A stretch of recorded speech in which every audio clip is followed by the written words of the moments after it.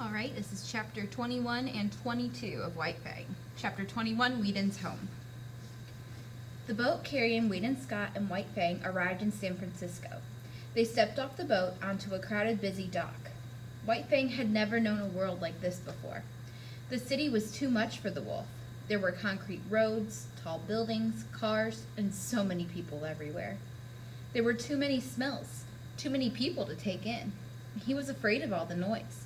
There were so many humans and so many human legs to work his way past. He had lost his sense of direction and did not know which way to turn. He was terrified that he might lose sight of his master. He felt completely dependent on the young man. He followed closely at his heels. Even other dogs and children did not distract him.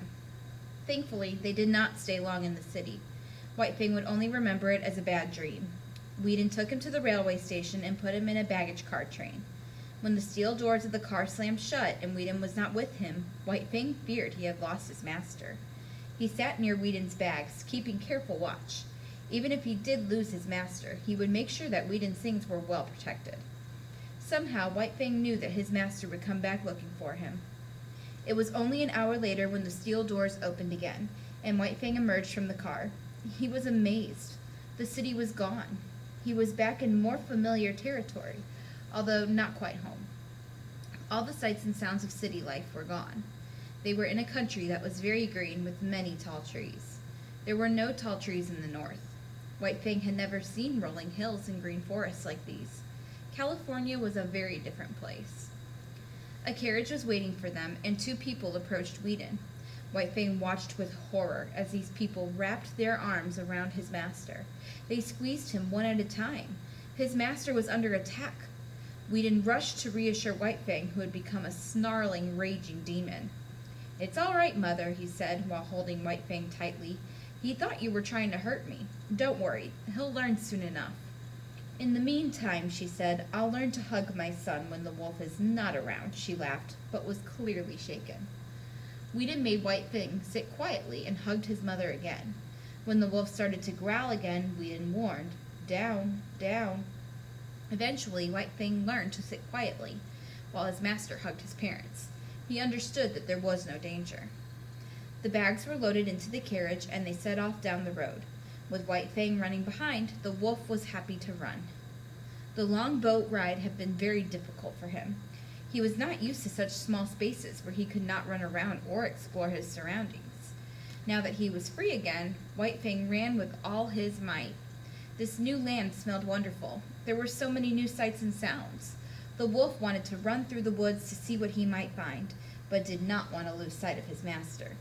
After 15 minutes, the carriage pulled into a driveway, and White Fang followed. More people ran out from the house to greet them, including two young children. This worried White Fang, and he kept his distance. The children in the Indian village had often teased and hurt him. The children in Fort Yukon threw sticks and stones at him. Luckily, these two were more interested in the return of their father and didn't pay much attention to the wolf. More troubling still were the two farm dogs that met White Fang with snarls and barks. The hound bit at his heels while White Fang ran after the carriage. The other, a female collie, blocked his way at every turn. She would not let him get too close to the family. He was kept at a distance from his master. White Fang was more panicked than angry. He could see his master 20 feet away, but could not reach him. He tried going left. He tried going right. It did not matter. The collie was always right there. Whedon looked over his shoulder to see White Fang struggle. "Here, collie," he called. "Stop that." The collie stopped in her tracks, and White Fang ran up to Whedon. "Well, he's certainly attached to you," said Judge Scott, Whedon's father. "I'm impressed." "He learns quickly," Whedon said, while patting White Fang's head. "But we should be careful for the first bit. He trusts me, but hasn't had much experience with other people. Not with kind people, at least." "Let's go inside. Supper must be ready," Judge Scott said. "We'll bring in the collie and leave White Fang and the hound to work it out themselves." The family started to walk toward the house. White Fang watched Whedon carefully. Whedon chuckled. "I think White Fang should stay with us. Otherwise, we might not have a hound dog to deal with later." His father looked at the wolf and remembered his growls at the train station. White Fang stood close to Whedon's side. He was standing guard by his master. "Perhaps you're right, son. Perhaps you're right." Chapter 22, The Chicken Coop. His life with Gray Beaver had taught White Fang that he should protect his master's property, so he was very surprised when Whedon punished him for attacking an intruder. He only gave the man a small bite in the hand, but Whedon was furious. Even the collie barked and snapped at him. White Fang knew nothing about grooms or farm hands. When he saw a strange man walk into the barn and take something, he thought he was a thief. The poor boy, who had only come to do his job and rake out the barn, let out a terrified cry when White Fang ran at him. The collie was first on the scene. She bit at the wolf's heels. She barked and nipped at the wolf until he left the groom alone. Thankfully, White Fang had only bitten his arm as a warning. There was no damage done, except for the fact that the groom was too scared to come back to the Scots farm. Life on the farm was nothing White Fang had ever experienced. For the first while, he expected something terrible, a famine, a beating, or an attack of some kind. Nothing happened, though. He was allowed to run about the property, and everyone was kind. It was never easy with the other dogs, especially the collie, but there were never serious fights. They watched each other closely, but kept their distance. The children were another matter. His experiences in the Indian camp or Fort Yukon had not been good. Those children had taunted and teased, and White Fang had learned to mistrust them. Whedon's children, though, were gentler. Also, the wolf knew that they belonged to his master, so he could do them no harm. Eventually, he learned to tolerate their hands on his fur, and even learned to like their soft words. White Fang did not understand that some people kept animals on a farm.